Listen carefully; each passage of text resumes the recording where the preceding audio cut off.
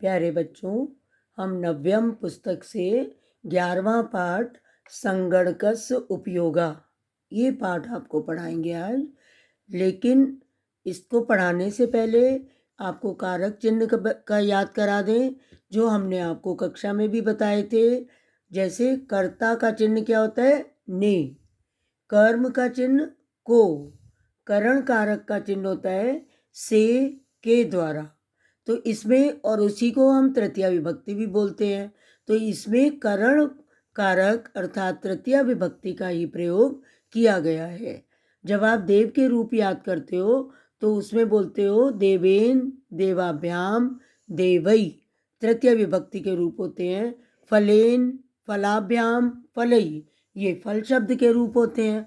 तो ऐसे ही अब आप इन्हीं तीनों शब्दों पर ध्यान दीजिएगा। जो ये चैप्टर है इसमें इन्हीं शब्दों का प्रयोग है, इसी विभक्ति का प्रयोग है। एतत् मम कक्षम अस्ति, ये मेरा कक्ष है।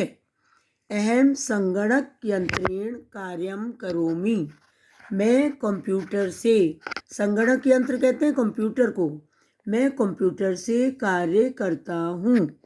बालकाः संगणक यंत्रेण वार्ताम अपि कुर्वन्ति, बालक संगणक यंत्र से, कंप्यूटर यंत्र से वार्तालाप भी करते हैं। मम भ्राता संगणक यंत्रेण कार्यम करोति, मेरा भाई कंप्यूटर से कार्य भी करता है। आधुनिके युगे संगणकस्य अति महत्वम अस्ति, आधुनिक युग में संगणक का अत्यधिक महत्व है। ठीक है, ये फर्स्ट पैरा हो गया। Now second para. एषा मम अध्यापका अस्ति, ये मेरे अध्यापक हैं। अहम कमल पुष्पै स्वागतम करोमि, मैं कमल के फूलों से स्वागत करता हूँ। अध्यापका कार्यानेन गच्छति, अध्यापक कार्यान से जाते हैं। अध्यापका दूरभाष यंत्रेण वार्तालापम करोति, अध्यापक दूरभाष यंत्र से वार्तालाप करते हैं। वैसे करता है बोलते हैं, लेकिन अध्यापक के लिए हम रिस्पेक्टेबल शब्द यूज करते हैं, इसीलिए करते हैं। Next third para. एतत् वनम अस्ति, ये वन है। बालकाः वृक्षान पश्यन्ति, बालक वृक्षों को देखते हैं। वृक्षे खगान पश्यता, वृक्ष पर पक्षी देखते हैं। सिंहा जलम पिबती, शेर जल पीता है। मृगा पादई धावती, मृग पैरों से दौड़ता है। Now next para. शिष्या कलमेन लिखन्ति, शिष्य कलम से लिखते हैं। तुम वायुयानेन गच्छसि, तुम वायुयान से जाते हो। अहम द्विचक्रिकया गच्छामि, मैं द्विचक्रिकया दो पहियों वाली साइकिल से जाता हूँ। वयम कर्णाभ्याम शृणुमा, हम दो कानों से सुनते हैं। बालौ कलमेन लिखता, बच्चे कलम से लिखते हैं। अब आपने ध्यान दिया, नेत्रेण नेत्राभ्याम नेत्रई, कर्णे कर्णाभ्याम कर्णई, इस टाइप से तृतीया विभक्ति के ये शब्द आते जा रहे हैं। बालकौ क्रीडनकै खेलता, बच्चे खिलौनों से खेलते हैं। तौ नेत्राभ्याम पश्यामा, वे दोनों नेत्रों से देखते हैं। जना पादाभ्याम चलन्ति, लोग पैरों से चलते हैं। महाराणा प्रताप रथेन गच्छति, महाराणा प्रताप रथ से जाते हैं। Next para.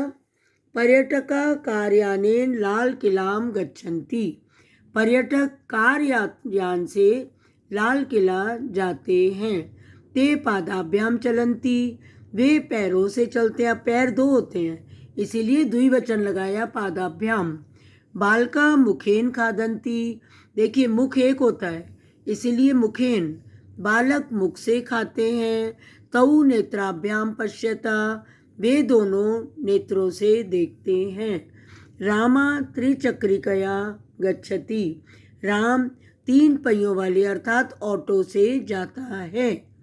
ठीक है, now last para of this chapter.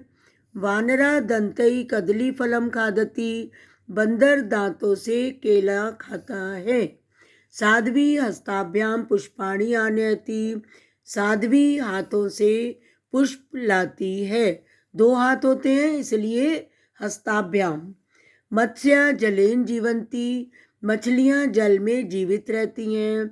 बाला पितामहेन से देवालयम गच्छति, पिता में कहते हैं दादाजी को। बच्चा दादाजी के साथ मंदिर जाता है। सिंगा मुखेन गर्जंती, शेर मुख से गरजते हैं।